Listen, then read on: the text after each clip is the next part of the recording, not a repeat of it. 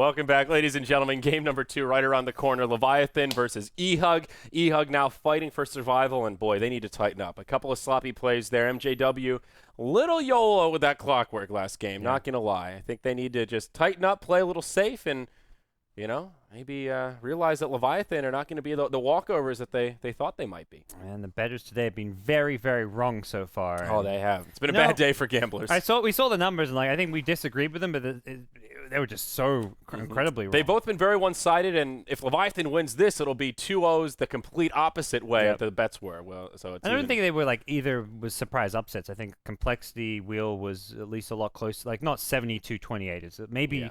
I would put my odds around Wheel favored, but 60 to 55% favored. All these teams are fairly evenly matched. The big, outside that's of American EG, in a nutshell. Yeah, outside of EG and Not Today, it feels like everyone is on a pretty comparable level. But with that said, let's go ahead and get in this game. Man, I hate it when my shirt crinkles up like that. I got my Dead Mouse shirt. I'm rocking the Mal 5 today, GoDz. I got my periodic table. Have you got a favorite element? Probably Mercury. It's the weirdest one, and it's also toxic, so I don't know. All right, that's kind of cool. Good choice. Thermometers are awesome too, you know? Yeah. Thermometers are pretty badass. I'm glad those exist. What's your favorite element? Carbon. Carbon. Oh, yeah. a classic. Carbon, classic element. I like my organic chemistry. Ah, that's good. All about the carbon. Ah, there you go. Whoops, that's not the right overlay. We need the draft overlay here. Okay, Leviathan versus eHug. So Earthshaker Lion, the opener for Leviathan this go-around. Starting with a couple of supports, and eHug, they'll grab Queen of Pain probably for Infinity again, though with the Shadow Fiend, not sure how they want to set up these lanes. Yeah, I mean, we had Secret running the offlane Queen of Pain for Zy, but I think most teams who get a Queen of Pain Shadow Fiend are running one of them in the safe lane. So it feels like largely they want to pick both of these because they really want the Queen of Pain, but they also don't want to give Leviathans this Earthshaker plus Shadow Fiend. This duo just seems super stable. So many teams, not even just Leviathans, but teams in general are really comfortable with it. We'll pick it whenever possible. And it just keeps on coming back. So they'll take away the Shadow Fiend, and Leviathan say, well, there's no big core here that we really want with Sniper out of the picture. Let's just get a support and then go from there with this line pick. All right. So bans looking fairly straightforward. Nothing that we would scoff at here. Chen and Venge taken out by Leviathan, and interesting how one team picks up 2 cores and the other picks up 2 supports. So that should influence these bans quite a bit. Leviathan prioritizing supports, and no surprise that eHug are prioritizing cores here that they don't want to go up against. Troll, Lena, Storm, 3 heroes that I don't like playing against. So, and there you go. There's Jenkins Bat Rider taken out. So off lane options a bit limited here, I guess. Actually, not really. Just Bat Rider and Quap taken out. So anything else for Jenkins? Bristleback's one of the more popular ones. eHug pick up. Maybe a little more limited. Possibly they're offlaner in the Phoenix. Some teams run this as a 4-position support. This is very open-ended. Queen and Phoenix can both be position 4s, though I would say neither of them really ideal position 4s. Yeah. Phoenix is okay in those dual lanes in the offlane where it's he's like a Phoenix Axe or something, I feel has been a common go-to. Speaking of Axe, he's probably the best kind of core left in the pool for Leviathans as an offlaner. I mean, it's a Blink initiation that can lock down the Queen of Pain. You initiate on her, you initiate on a Shadow Fiend. Even a Phoenix you can burst down before a Supernova comes out. I think Axe is definitely one of the more, at least if you want to go with the cookie cutter type picks here. Yeah. Reserve time. Could definitely go with an Axe. That could be a good offlaner for Jenkins, actually. I could see that. Still open-ended for Leviathan, though. 2 very well-rounded supports. Great initiation on the Lion. The Earthshaker we've already talked about a fair bit, so they can take this any way they want. They could try a Lycan-type strategy again if they want to knock down towers. Worked well for them last game, but they'll take the Jug. So another tried-and-true classic. Yep. There's your Shredder hero, so hopefully he can rack up some more points for you this game. He did pretty good last game. He was, what, 4-0-5 or something on the Lycan? Yeah, something like that. He didn't die, so it was... Didn't have a high number of 4-0-5, that sounds right. Yeah. Jenkins must have got quite a few assists. He was involved in quite a lot of Jenkins action. did. I did okay. Glad to have Shredder as my shot caller. So far, at least. We'll see. We've seen one of these kind of Phoenix supernova strats. Yeah. Okay. This is one of those. Okay, and there's the silencer. So you've got the hard counter to the Phoenix. I was just thinking. I think it was. I can't remember when I last saw it, but I've seen Jenkins play an offline Earthshaker, and I was like, if they really want, they could still get a silencer and run the Earthshaker in the offlane, which I think may be the case now. They see this Phoenix pick. It's good against the Queen of Pain. 10 seconds remaining. It's going to fit in nicely here with this draft if they can put the Earthshaker as their offlane. The offlane Shaker is not too bad. He has that kind of clockwork syndrome where he can control the creep wave a lot better than most heroes there. So he's guaranteed to at least get a fast level 2, maybe level 3 out of the lane. It's not too bad. You won't get great farm, but you never really expect an Earthshaker to have great farm. So I think they could do it. The Tree Phoenix, it's a great duo. We've seen it work many a time. You get disarmed when you're in the overgrowth, so you can't kill the egg, and you're stuck there getting hit by the supernova. It's fun. It's cute. It's going to be cute because you've got heroes that can juggle, just build into probably a Manta style, or he can Blade Fury out, and you can still hit the egg during the Blade Fury as well. So I feel like between the Jug and the Silencer, especially if they get a last pick that can also have some way of hitting the egg, they should be fine. Yeah. And you just need to coordinate it very well. It reminds me a little bit of that Night Stalker Luna strat that we've seen a few times where it sounds really cool. It's like, oh, you're Masters of the Night, you have all this vision, but does it actually win games? And I feel like this is another one of these duos that when you see it work really well one time, you go, wow, that's broken. Everybody just got hit by supernova. But coordinating that is much easier said than it is done. And I worry for eHug just trying to coordinate that with a global silence on top. Yep. Lycan last ban, huh? And don't eHug just want to support here? I guess it could be a support Phoenix Treant. Yeah, I guess that's what Leviathan is thinking. I was thinking Lycan would have been an okay pick for Leviathan, so they could run like a Lycan mid. 10 seconds remaining. Maybe just thinking that eHug will switch things up. You mentioned the Queen of Pain, who can also be a support. You could run Quap Treant as your support. You could run Phoenix Treant as your supports. We'll see what eHug have in mind with this last pick. Yeah, plenty of bonus time. It's hard to say. If they want an off-laner, what's here? MJW could take the clockwork again. Something like Tide Hunter is available, but I don't know that they want to do that. It could be all right for this team fight. They take Rubik, so it will be the offlane Phoenix and Tree Rubik supporting. So-so game for Rubik. I mean, just gives them that kind of initiation they were kind of lacking here as well with the telekinesis. Their team fight's not bad, but it's more just like you in the laning stage. If you're trying to zone out an offlaner or trying to kill an offlaner, like how do you start things off? Or if you're going for early smoke ganks to try and pressure the lanes, they had no real good way to start a fight. So I think something like a Rubik was kind of necessary, or at least some kind of lead up stun for them. Yeah. Always good when there's an Earthshaker on the other side as well. Stealing the Fissure, the classic spell that is broken in the hands of Rubik without a cast point. Omni Slash, if you can... Is it even possible to steal a global as a Rubik? I guess you can dream. Maybe if the Silencer takes a nap and falls over dead after he ults. If you get a BKB. That's true. If you BKB it, you could do it. You instant BKB and then take it. I don't know if I've ever actually seen a Rubik get a BKB. There's just so many other items. Blink Ags he wants way before that, and then usually Force Staff and various other pieces. I have seen a BKB before, but it wasn't against a Silencer. I mean, I'm sure it's happened in late games and stuff, but it's very, very rare. So Leviathan, final choice. They want... this is still pretty open-ended. Silencer could technically be a support of sorts here. Yeah, I think they're looking for them mid, but I could be wrong. I mean, I guess... I don't think Silencer does not do well against Shadow Fiend, particularly. Okay, they take the Viper. That's got to be your mid hero to go up against... Probably the Quap. Corey will pick up the Shadow Fiend, so I think it'll be Infinity mid once again. And that means probably safe lane Shadow Fiend.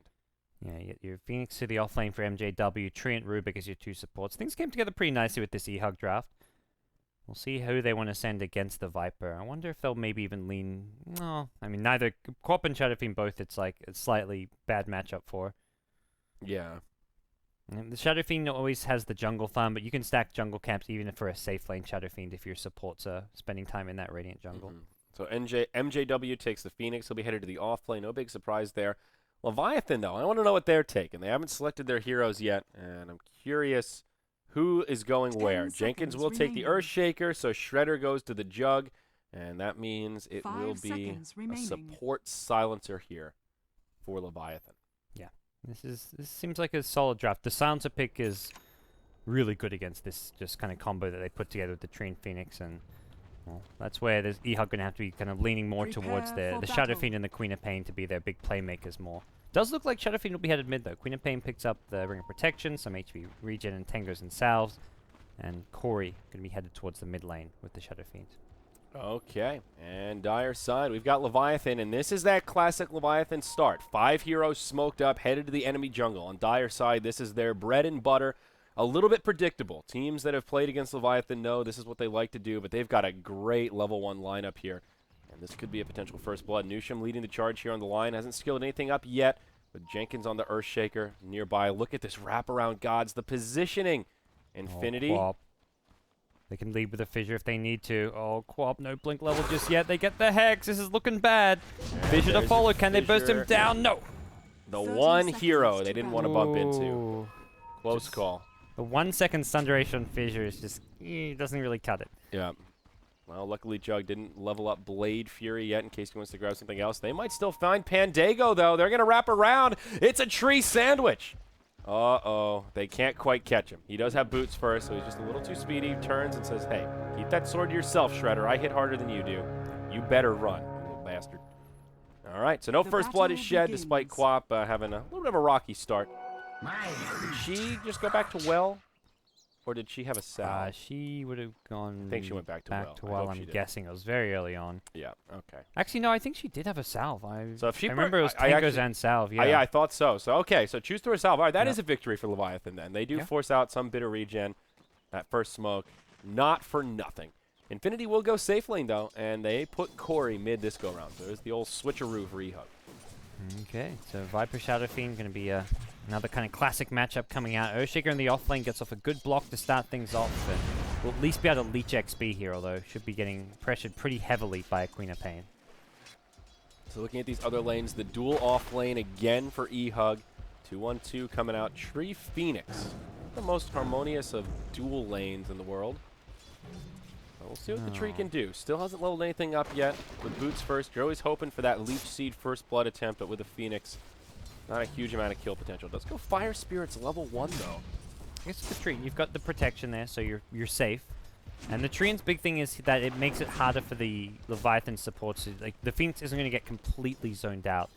Although the pulls into double pulls is going to deny a lot of XP and make it hard for Phoenix and also the Treant to get those levels in this offlane. And yeah, that's the tricky thing. Even though he's not totally zoned out, he's now sharing experience with the tree, so it kind of goes both ways. He goes for the level 1 Leech Seed here. A lot of Treants will just hold onto skill points. I see like Puppy do it now where he gets the living armor at level 2 and level 3, but he doesn't go for the Leech Seed until there's an opportunity that comes up to use it. Because otherwise you can get to like level 3 and maybe you could save a teammate using Nature's Skies.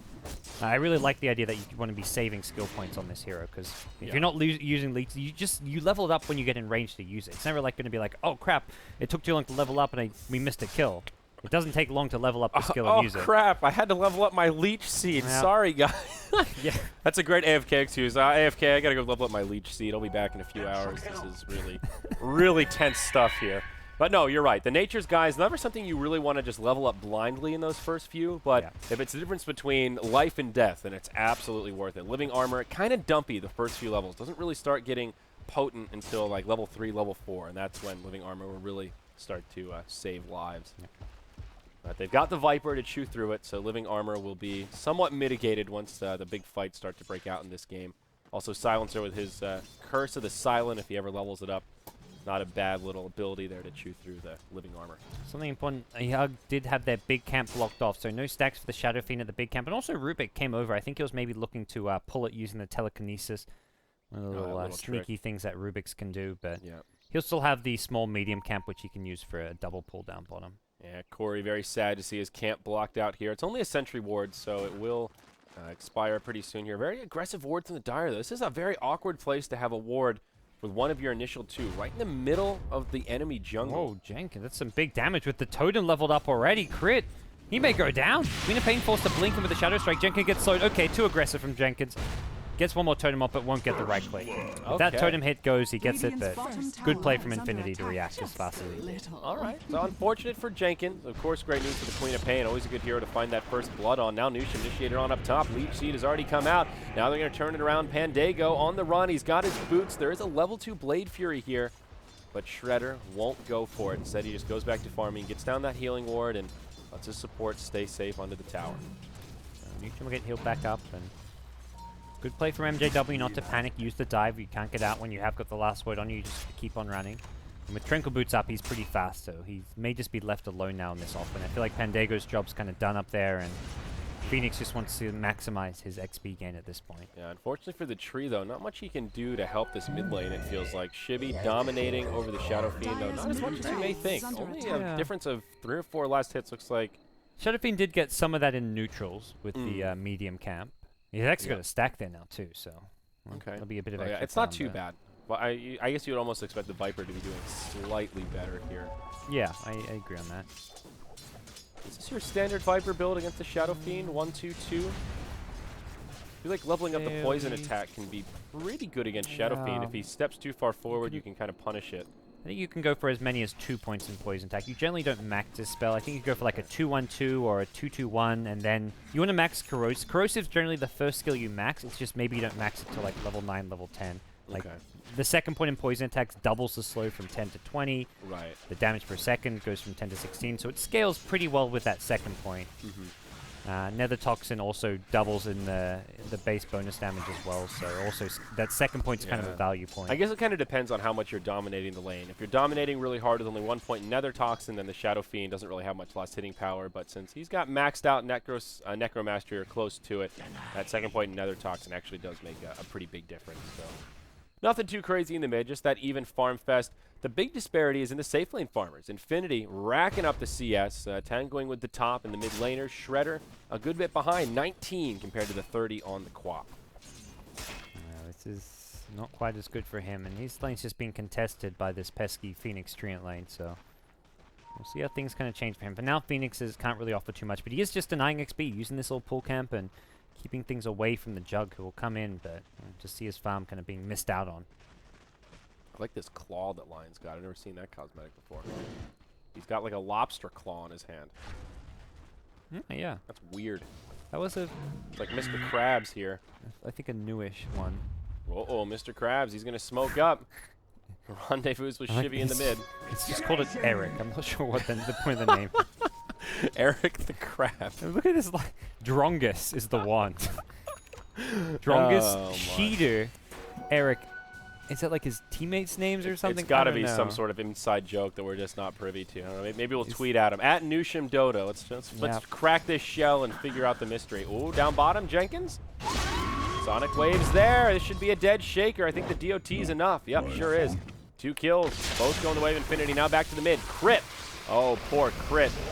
Viper Strike comes out, and not much Ruby Tuesday can do against that one. SF says, well, it's not on me, so I'm happy, and as a team, we can be content that our SF now is a mid lane where he's not dealing with a Viper Strike.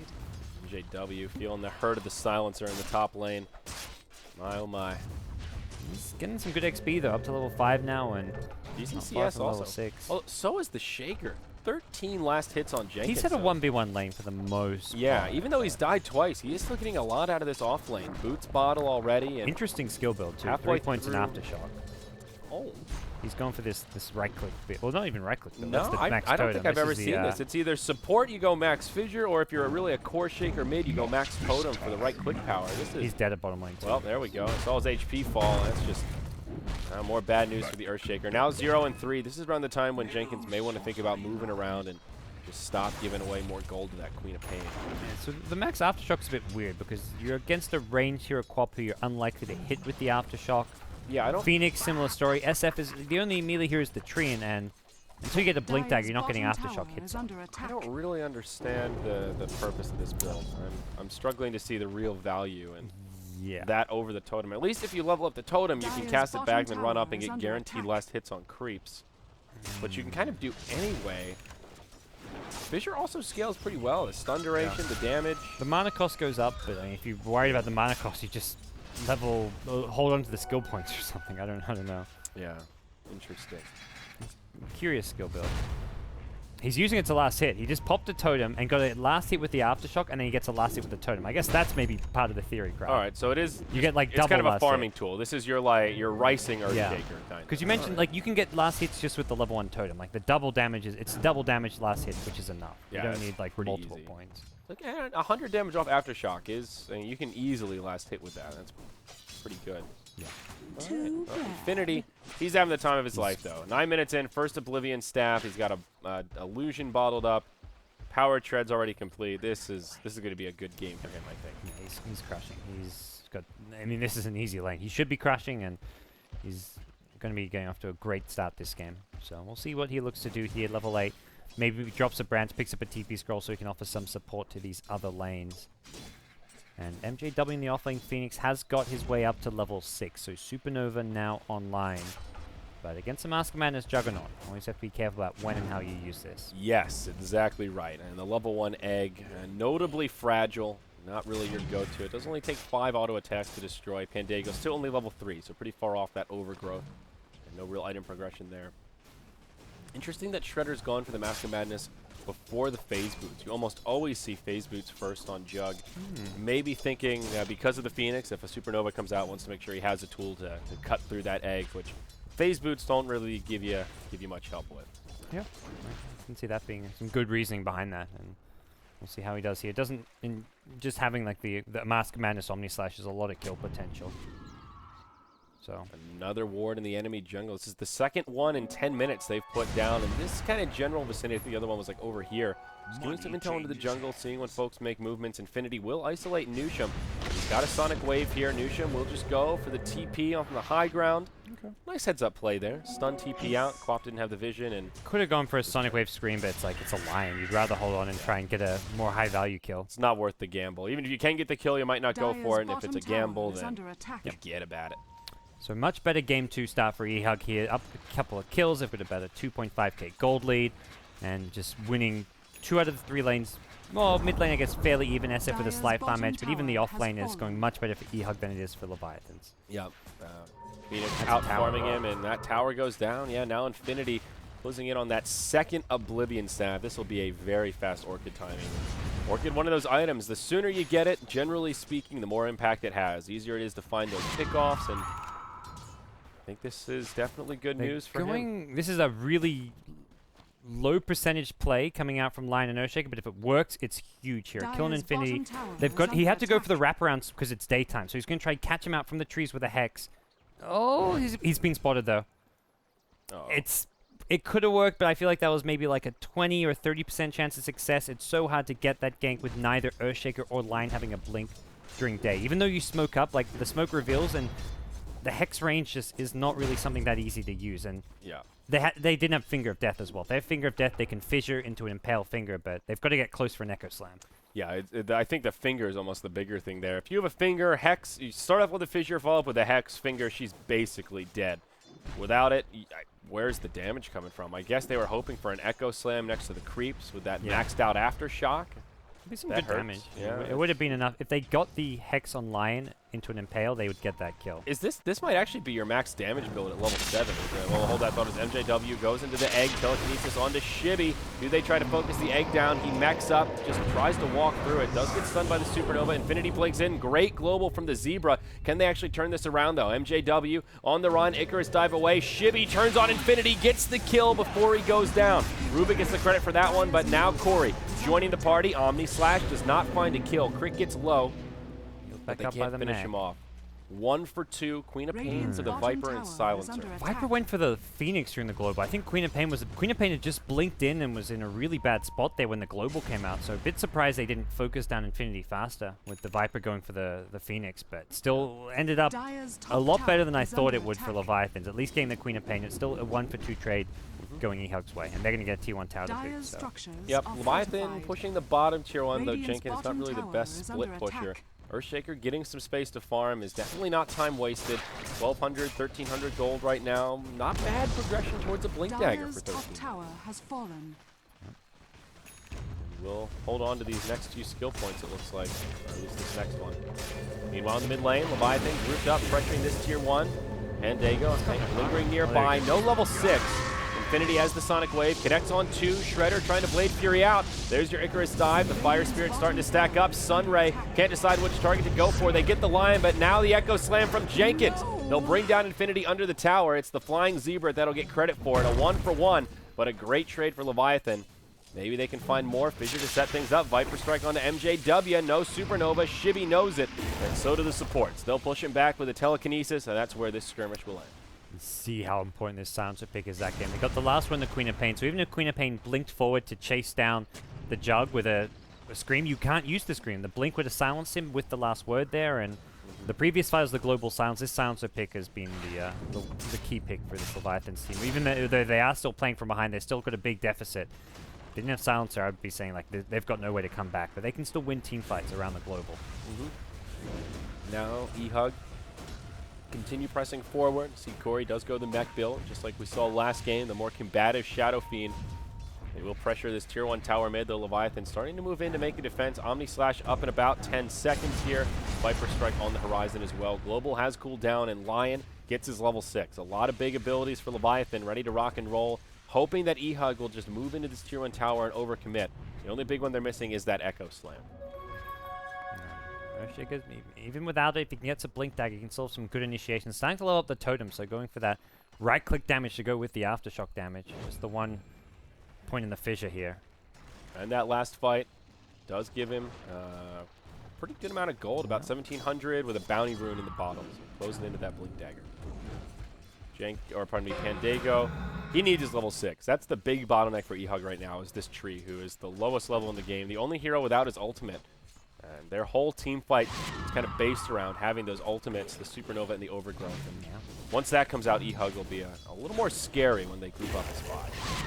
Phoenix has his Midas, it looks like, coming out now, so that's a pretty good timing. JW can get to that level 2 ulti fairly fast, and that's going to be a... You can team fight around the level 2 Supernova when Trine hits. Trine will have level 6 by then for sure, so you'll be looking pretty strong if you're eHug. The Queen of Pain, Orchid, as you mentioned, kind of getting closer and closer. The Shadow Fiend, though, the big breadwinner, he's almost got a BKB to go with his mech. He's so far ahead of everyone else in the game in terms of overall net worth. Yeah, he's pretty massive. Only 1-0-0, so doesn't even have a big streak to his name. Just 1,000 gold off the BKB, like you were mentioning. Infinity not ending up with a great Orchid timing here. Still trying to grab that recipe. 16 minutes in. It's not a bad timing by any means, but based on his start, we were thinking it might be like a 12, 13-minute Orchid, and really it'll be more of just a standard timing after those back-to-back deaths. What is that smoke? Where there's smoke, there's fire. eHug with a Phoenix leading the charge. They smoked in plain sight, though. They want something, and Shibby might be what they find. Corrosive starting to stack up, and Shadow Fiend will get the tier 1 tower. He's hasted. LVT, just let it fall. They will kind of group up here, but not too eager to force a fight. Nusham scouted out by Pandago. Maybe the other way around. Now Leech Seed used onto Nusham. Quap burns the Sonic Wave, but it doesn't even find a kill, and it was just a solo Lion. Not the way you want to use that ultimate. Odd. Infinity, very trigger happy there. I'm a little... It's interesting because he saved it for the Lion earlier when it was almost a sure kill. He was TPing out, but pretty close. And here it's like... Keep an eye on top lane. There's an Orchid Quap, though. Jug. Any TP, if Jug stayed and there's a TP, he likely goes down, but he backs off. Orchid without Sonic Wave, though. Not nearly as scary. Interesting. So, yeah, there's your Midas on the bird. Burning that Sonic Wave is a pretty big cooldown for eHug. Yeah. Now Shibby moves into an Aghanim Scepter. He's on his way, about halfway there. He just needs to tank up. He's going to be the main kind of frontliner to the... I mean, when they saw them smoke, like, right as 3 in the river, and Shibby just, like, runs right at him. It's like, well, if they go on me, my team will just clean up from behind using the burst damage of the finger. You can go in with the Earthshaker, who's now with a Blink Dagger. You have the global silence protection as well. He wants to get initiated on, because they can't bring him down fast enough, but there's always time to global. If someone like the Lion or the Earthshaker gets jumped, they may die, even when the global comes out. All right, level 6 on the tree. Pandago's ready. Blink Dagger also came out on the Shaker, so I guess Jenkins is ready as well. What do you think about the power treads on Jug here? I was talking about the phase boots earlier. Definitely the most common boots you'll see on this hero. What are the merits of grabbing the power treads instead? Attack speed and just the mana boost when you can tread swap. And the tread swapping is it a worthy trade-off, though, losing the movement speed and damage from the phases? The phase is just really nice if you can get kills and be aggressive in lane. He was having a tough lane. Ooh, slam jam. Thank you, ma'am. Solo kill by Jenkins on MJW. Yep. My, oh my. He's going to try to TP out, and he will. Infinity doesn't have the damage with the Orchid. That was pretty nice. They used the global, though. They were a bit worried they weren't going to get the kill there, so they decided to play it on the safe side and go for the global science. And as a result, eHug actually make their way into the Roshan pit. Definitely not really with the best items to do this, but he is level 14, so has the max presence of the Dark Lord. With the minus armor, Roshan becomes a lot more killable. It looks like Leviathan are just not suspicious of this at all. They've got 3 heroes in the top lane. They'll be happy to take out that tier 1 tower. Earthshaker, okay, maybe he knows. He fissures in. No echo or global, though. Okay, they see one come out. They know it now. They don't know the HP, though. They got to go, go, go. Jenkins comes in. He almost snatches the Aegis, but the Shadow Fiend gets it. It's just a suicide for the Shaker. A very low percentage play there, and I guess it forces out a BKB on the Shadow Fiend. Off to the side, Quap kills the Silencer as well. More casualties. Yeah, less than ideal for Leviathan there. I mean, playing from behind, you kind of need to go for these low percentage plays, but after getting that previous kill and not having the Echo or the Global Science, it feels like that's not the time to go for yeah, that felt a little YOLO too play. forced. And if you have an Echo and you can blink in like that, maybe it's different, but just to blink in and snatch the Aegis, even if you get it, you're probably going to die again anyway. That's a tricky one. Tier 2 in the mid will fall as a result. Corey going to hang on to his Aegis here. Dire's Up to middle 11,000 tower plus has net fallen. worth, and they go swing bottom lane, probably look for the next tier 2 tower. Queen of Pain there, Dire's working on bottom BKB, tower which he is almost under has, so attack. it's looking pretty nice for eHug here. They can just keep taking these objectives around the map, and Leviathan's just have to let some of these towers go, it looks like. Yeah, Tier 2 does have a glyph available, but they don't want to burn it here. They know better than that, and it looks like this one will just get Dire's handed bottom over to tower Corey. is under attack. Increase that net worth even more. Push him up towards that 12k Dire's mark in the bottom top tower lane. has See a fallen. kill come out on the Treant Protector. Jenkins makes it happen, and this time it's without the Echo. Can you get out of this one though? Dire's Rubik holding the bottom tower telekinesis is as a under Viper attack. Strike as well if they want to use it, and there we go. Telekinesis can't TP out, doesn't have time. And Although, Totem, ooh, the auto that attack Phoenix slow. was scared for his life there. As He's- he should have been. That He Totem sees would have that killed big him. swing coming. He's like, I got a supernova. This is bad. This is ugly. Yep. That's, as soon as I saw that telekinesis pulled back, That I'm like, big wind-up. I don't know. But yeah, Fire Spirits, that's enough. I think it was the double totem hit. Like he totems, goes in with another stun, and gets a double totem right click to kill off the tree and protector initially. Still nicely done. For an Earthshaker, he's making some space and making these plays around the map. Definitely Yeah. not bad for Leviathan. Especially when there's an Aegis up. You trade your life, even if it's for for a support as an offlane, it's still okay because of how many heroes eHug rotate up there and how much Yeah. it delays their push. Yeah, definitely. So now we see the Manta style on the Jug. Leviathan core is not farming out of control, but still doing okay. Yep. About 9k on each compared to the 10.5 on the Quap and the 12 on the Shadow Fiend. Manta style now out on Shredder. And what does that leave us with Shippy? He's closing in on the Aghanim. Does he actually have it completed? He sure does. Coming out on Shagbark as we speak. Okay. Great with this. Oh, with the blink dagger goes in. Infinity gonna fold up. Shippy has a mech here. Okay, but Silence gets his Aghanims delivered. Yeah, that Orchid just completely locking him down. If he can Viper Strike there, crit's dead 100%. Just another auto attack and he's almost dead for that matter. Maybe I'll just go for the mech Dire's TP, top but tower I is guess under thought he was going to attack. die to the Orchid Soul Burn. Yeah. A tough call. Not too much you can do there. Jenkins, TP's in, or Blinks in up top rather. BKB gets used by Corey, stands his ground. Can anyone else come in to try and turn this into a more profitable fight? And it doesn't look like it. Shredder has the Omni Slash, but couldn't find an angle that worked for him. Misses the blink totem. Once you miss that blink totem, you can't hit the fissure because SF will BKB it off. So you have one chance to hit the blind blink totem before he can react, and didn't get it. And even if he does, that's an Aegis SF. So I don't really see the outcome being all too different. At least there's no. At best case scenario, you take out the Aegis and no one dies. But that was kind of like a dream.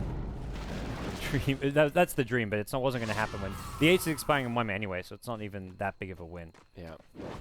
MJW moving into a Yule Scepter, and I think it's coming on the way as well. Yeah, there it is. So this Phoenix found a lot of farm early on, and it's continuing to pay off. Still out farming the Earthshaker, even though Jenkins done a fair bit of farming this game, 2-6-1 with 63 last hits. The Phoenix getting that early Midas is just unmatched. The Treant also picks up a gem, so now some map control will go the way of eHug. They've got only a couple wards down right now. The Gosu Vision around Roche, and then they've got this ward kind of in the corridor of the Dire jungle. You look at Dire Vision, and They don't have too many wards down themselves. Looks like it's just this one on the high ground near their bottom tier 2. Yeah, so with Corey just continuing to farm, eHug just going to be able to get this last T2 tower. High ground push is so-so. And Leviathan's, I guess, just with the fissure and the Earthshaker in general is their best probably high ground defender. Will have their work cut out for them once eHug decide they're ready to try and breach the high ground. But I don't see it happening with the Aegis expiring now. I think more likely eHug try and get some aggressive vision up, deward the map using this gem, and just try and starve out Leviathans in their own base. Maybe find some pickoffs using smoke ganks. But until they get probably the second Roshan, I don't think a high ground siege is going to work with that. Yeah, the eHug Gold League getting pretty big. 12k net worth, about 10k experience. Their favor here at the 24-minute mark. Still a while before Roche comes back up as that Aegis just expired. Now Manta style comes out onto the Shadow Fiend. So very defensive items so far. Mech, BKB, Manta. Lots of ways for him to kind of reset, reposition, and find a way to extend these fights out a little bit more. Killing this Shadow Fiend is no easy feat. Yeah, good luck. Even without the Aegis, he's not someone I guess if you catch him by surprise with the Earthshaker blink. Speaking of which, he's going into that, scouting out that enemy jungle, pops the totem preemptively so he can get that extra burst damage if he finds someone. Yeah, and the Earthshaker is a pretty big threat right now. High level of 12, MJW, TP's in down bottom. Looking for an Echo Slam opportunity here. I don't know if Jenkins will find it though. Looks like he may get scouted out by these illusions from the SF. And yeah, those back out. Doesn't want anything to do with that. With the group up. Crit is in deep here. He's got a Blink Dagger, but there is no help nearby, and if he gets jumped on, nowhere for folks to TP to either.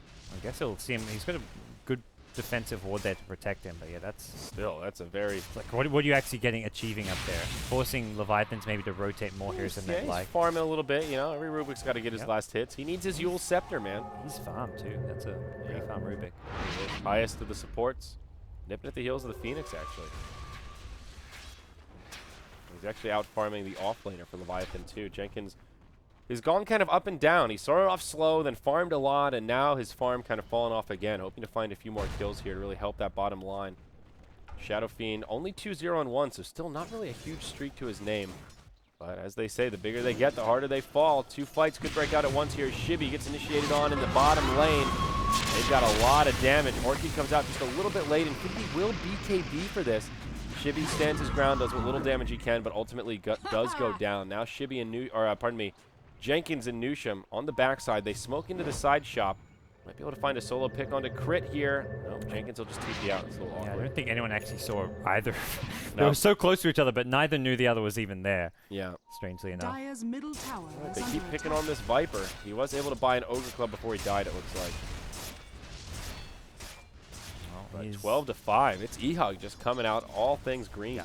They'll just keep finding these big offs and not worrying about reaching high ground until they have that next Roshan, kind of as mentioned. And by then, your SF even has money for another item on top of it. He's got Butterfly, Skadi, whatever he decides he's going to be best for this game. Yeah. Queen of Pain's going to be working on the Ag Scepter now.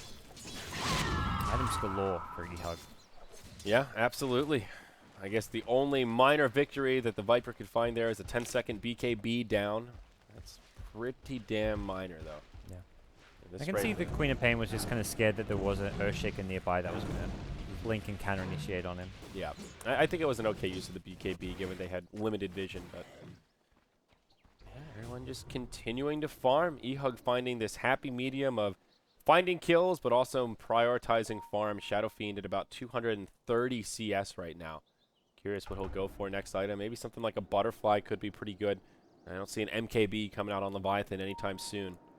Could give him just a huge little boost in effective HP and also damage output. Butterfly or Skadi, one of those 2 items both seem really good. Butterfly a bit better damage-wise, Skadi a bit better survivability-wise. Shredder is still 0-0 and 0, by the way. Has not been involved in a single kill. This game has just been farm. He's not cashing in many points for you right now. Come on, Andrew. Shot caller. We're at 2 points with all these CS. You get, that's what? You get an extra 25%. Yeah, sorry, it's 2.5 points. Yep. Woo! You're Watch out. in. Man, Fantasy League turning into a disaster. Practice makes perfect, I was just saying, oh, it's going to be so easy. All I've got to do is get in the top 120 or something. Yeah, I just get in the top 120 out of 4,000. It sounds so easy, but a lot of smarties out there. A lot of statisticians, I guess. Smoke. from eHug. Illusions It'll get is broken. Flying Zebra. Uh-oh, he's like, hey, what's up? Uh-oh, I'm dead. Orchid sets it up, and that supernova. He gets out. It was actually, he blinked up to the cliff to deward and then quickly realized he was in trouble, so he just TP'd home. That could have been a lot worse. I was just thinking that. That's not too bad. Support silencer for a smoke. Sure. He didn't use his ult either, so now they have the global to fight at Roche. That's a buyback if they decide they do fight this. And yeah, he's trying to farm a Midas, but if your team can get a good engagement off, he's going to buy back a global. Does he have? Yeah, he does have the buyback. That is a value Queen of Pain illusion. I don't know how he got it stuck on that cliff, but that is the place you want your illusion to be. Oh my. Yeah, it really is. Radiant's middle tower Gives them a is nice under little bit of attack. vision here. You see some Nature's Guised up heroes, the Treant being very sneaky. They've got Corey just poking at Roche. Now Silencers respawn. Oh, they initiate on the illusions. That was the Orchid from Quap. And the Dire's telekinesis, top but tower is under Leviathans attack. get the scouting info. eHug say, okay, they were just illusions, but let's back off and wait till we know more about where Leviathans are on the map. Let's push up mid, push up bottom, and force them to defend these lanes, pumping up Roshan. Look at this Quap farming these neutrals here. Is this illusion going to be able to kill Thunderhide fast enough? It's going to be close. Who's going to win the race, gods? Got it. Woo! 84 gold. That's value right there. That is going to be the most high-impact illusion rune I've seen in a long time. Wow, well played, Infinity. Get bonus points for that one. Yeah. Roche, 30%. And we'll bash Corey as he comes out of the pit. eHug. Still this dance kind of continuing here. eHug playing this very well, though, respecting the Earthshaker, not clumping up inside the pit. They're really trying to bait in Leviathan here, hoping that they'll make the misplay to come too far forward, and they can jump on him. Oh, now they smoke up. Leviathan's without smoke. This is so hard. They'd love to try and like sneak in the jug into Roshan and just try and steal this quickly, but no smoke available. No radiant vision, though, but Pandago nearby. They just keep scouting with these jug illusions and seeing what they can get. Jenkins in a really rough spot, though. Ooh, are they going to see it from the high ground? Crit going into the trees. Crit actually blinks Radiant's down. middle tower is under That's attack. a little risky. YOLO. That was very risky. All right, Totem's been casted. Icarus dive flies through, just does a little bit of damage. Fire Spirits will be off the mark. Both teams being so cautious They here. push Leviathans away. Can they finish off Roshan with Corey? He's gone in. Leviathans looks like they're going to be too late to contest now. Roche still has some HP. They've got to go in soon, though. They're busy playing around with these illusions. Roche below 10%. This is your time. And it goes down. Corey gets the last hit, and the Aegis now on the other side. There's your overgrowth right into the egg. Oh, Killing and the egg. Jug, that's what you talked about. Mask of Madness through the Blade Fury just chops him down. The egg will get broken, but Shibby left behind, telekinesed and hit by the Sonic Wave. A 1-for-1. A lot of BKBs used on the side of eHug.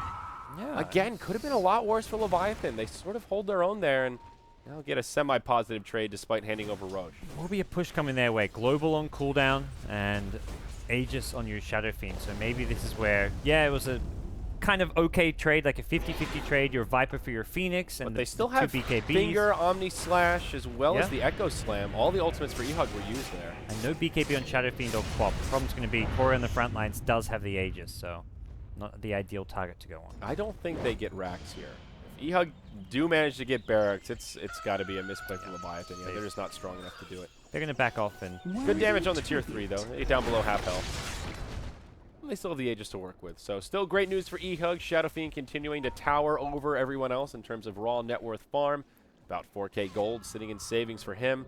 Still curious if it'll be the Butterfly or what he has in mind, but keeping us in suspense at least for now. he's very, very farmed. Even go pure damage here, like your Daedalus isn't too bad, just with the right clicks, but we'll see what we'll find out soon enough. As for Leviathans, making what they can of what little farm they get on the map, they do get into their own Ancients, or what's left of it after the Queen of Pain illusion. And Jug has an ulti orb, so working towards that Skadi, which he's got enough money for, but we'll see if he... I think you just buy it. I don't think you can be relying on buybacks at this point too much to try and keep you in the game. Yeah, I would definitely agree with that.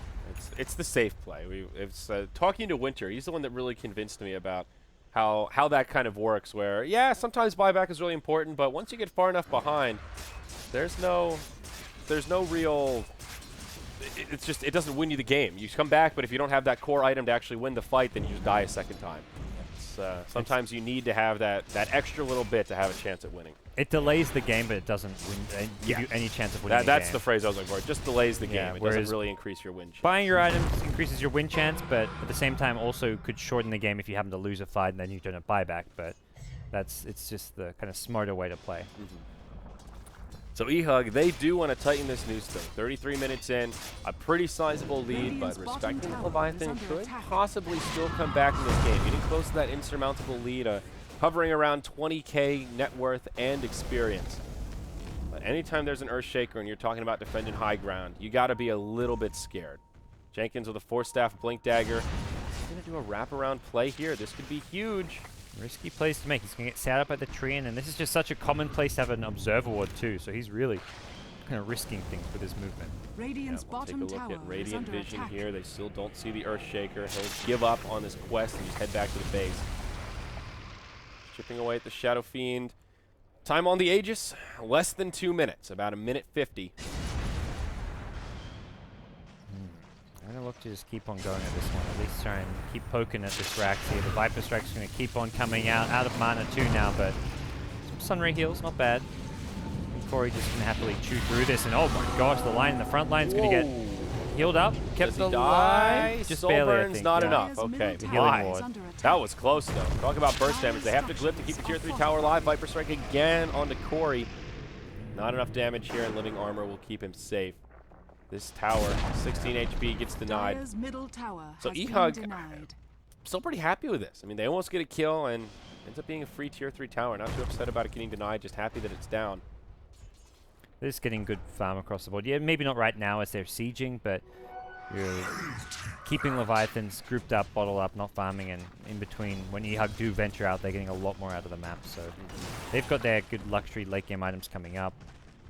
You've got your Queen Butterfly of Pain on the way here for the SF. Butterfly, Queen of Pain with a Perseverance, so could see. I wonder if this is going to be a refresher or even just the Lincoln I feel like Sphere. the Lincoln's is a little more probable, but we'll see. Jenkins, oh, hit by a stolen fissure. Crit, look at you. Viper Strike again on the Deja vu. Yep.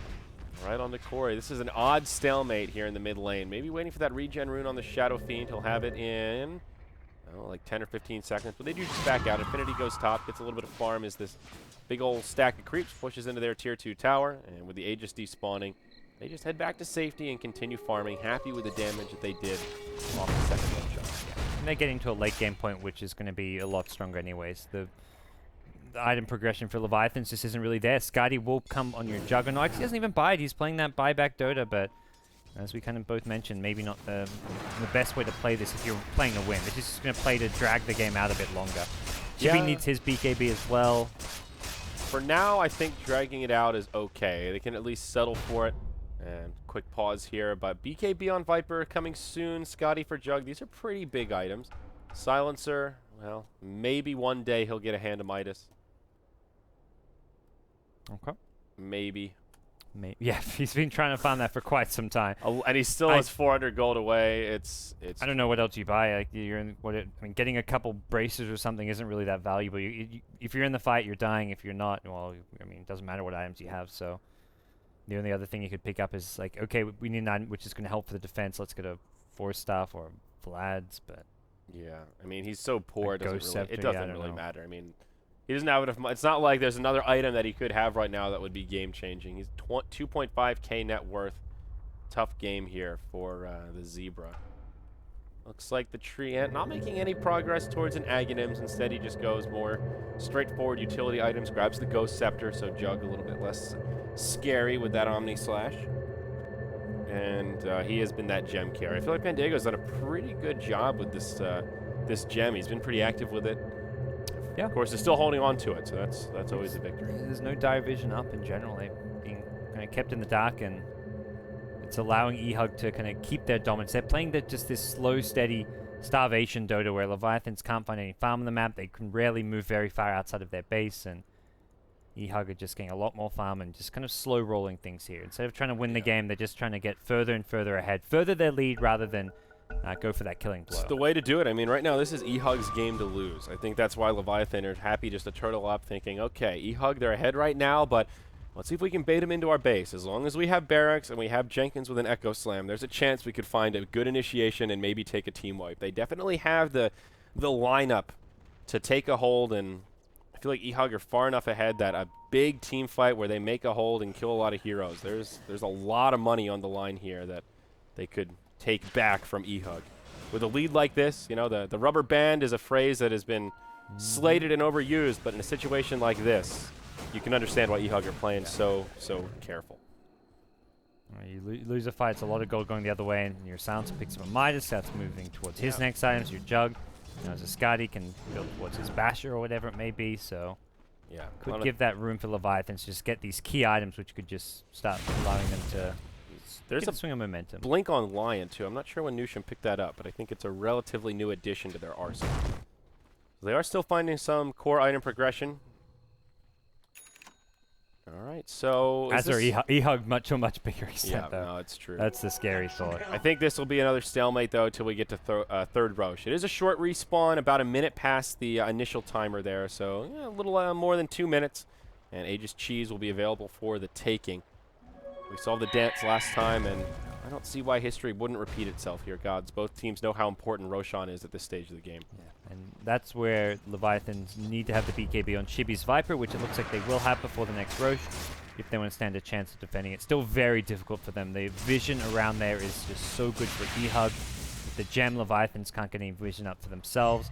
They've got the one smoke on the Dire, I believe. Did they use it already? They actually, yeah, they don't have any smokes. They've got one in the inventory of the Lion. Oh, in the line. Okay. So they do have one for now, but it'll be another 8 minutes before they get another. They're gonna, if they want to contest Roche, they have to hold on to that smoke for when they want to make their move. The problem's going to be as soon as 5 go missing on the map, eHug do what they do last time, which is just back off, wait till they see Leviathan's heroes, and then it's a wasted smoke. So eHug play the Roche fight smart. It should just be a free, uncontested Roche. Crit. Ooh. Blinks just in the nick of time to disjoint the Viper strike. Nicely played there. Nothing too crazy about it, but third of a second slower, and that would have been a dead Rubik. Very aggressive wards, though, from eHug.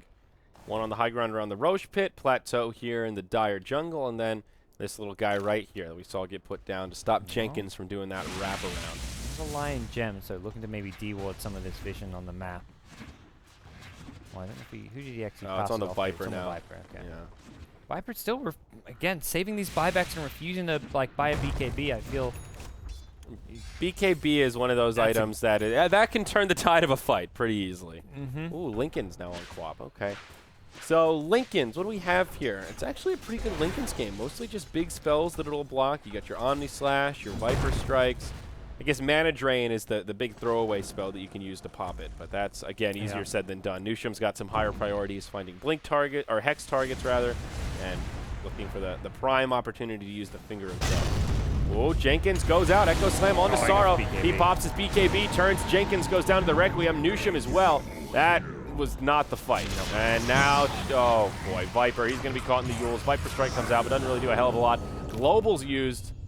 Good defensively, and I think they don't even care about Roche right now. They're going for the racks. Lion Earthshaker down, no Echo Slam, no Global. Yes, that was...